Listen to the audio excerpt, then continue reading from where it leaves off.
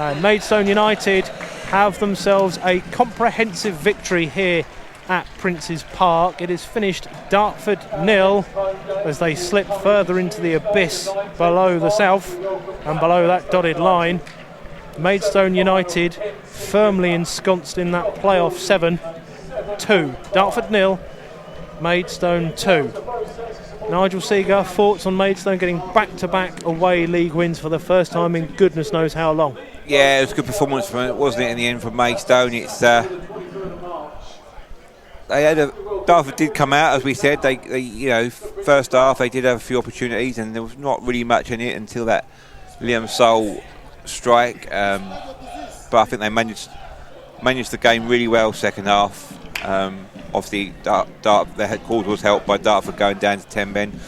Rush of blood by Terrell and come out to that Mofale chance, but and it's after last week's performance at St Albans and the doom and gloom that was around and dropping out of the playoffs, you look back at the last 5 now, and that's 3 wins and a draw. So pretty much doing what we wanted. We've got a good, I know nothing's ever won on paper, but we've got a good run of fixtures now coming up as we approach the sort of business end of the season. So it's onwards and upwards for Maidstone now, and just looking to cement themselves in that playoff and take their chance. They will indeed, and going through the tail of the tape, half hour in, there was that Jordan Greenwich header that Lucas Kovland did ever so well to get low down to save. Had a couple of different bites at it at that point as well. Not too much between the two sides at that stage, though, was there, Nigel? No, that's what I say. It was. Dartford. It's the first home game in charge with Aidan Pennock. So they wanted to put down a marker of a pattern of play. I think Jordan Greenwich was a little bit isolated at times. I mean, we said Brazi had a good game there, but I don't think they really had much coming from the other on the other flank with Shotton there.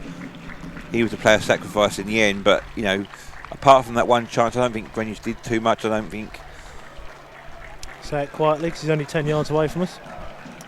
Yeah, but he's like literally he battled well enough, but I say there wasn't much support coming forward, and I think going back, just that Barclay Edgepoint had that injury early on, and we made that substitute with Bentley coming on, didn't we? He's never one you like to see making a substitute so early, and we, as we say, we hope Barclay Edgepoint is well. He didn't look too good coming down the touchline at the end there, but I think Bentley acquitted himself well, and I think what he brings to the team is, he allows Russ to drop back a little bit, and they were flip-flopping around a little bit there in that front three. Sometimes Bentley found himself the furthest man forward. Sometimes it was Fowl.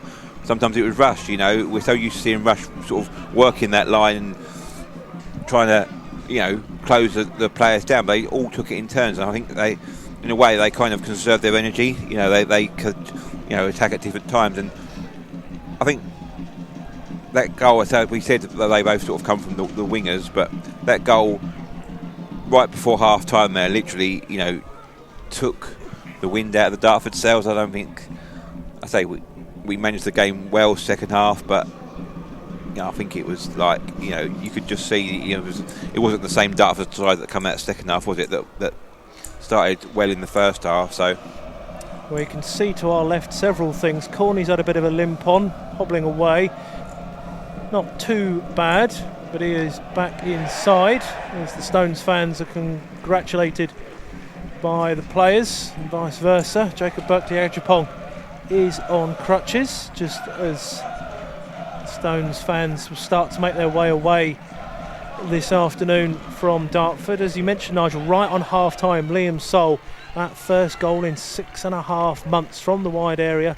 As we mentioned to Soul at half-time with his interview, great to have him, as I mentioned, part-time player for Maidstone, full-time podcaster for Two Brits, One Yank podcast, but to have that momentum from half-time, Liam Soul absolutely smashed it into the roof of the net. Fantastic finish, wasn't it? And great to see him getting a goal. I think he had a very good game, actually. I mean, we saw it close hand second half because he's done a lot of his work down in front of us, but he always he was always the one in space. You know, when the ball broke from midfield, he was always the one that was in the space, and you know, he got a couple of good crosses in there. I think he put the initial cross in, or he was certainly involved in the Tanga goal as well, putting that ball into the box. And as we said, Tanga found himself right in the position to just stab that ball home. And I think, literally, it came just after Dartford had made that substitution with Wall coming on, which was like the last throw of the dice for them. It's like, I heard Pennock say on the touchline there, keep it tight, we need one chance, But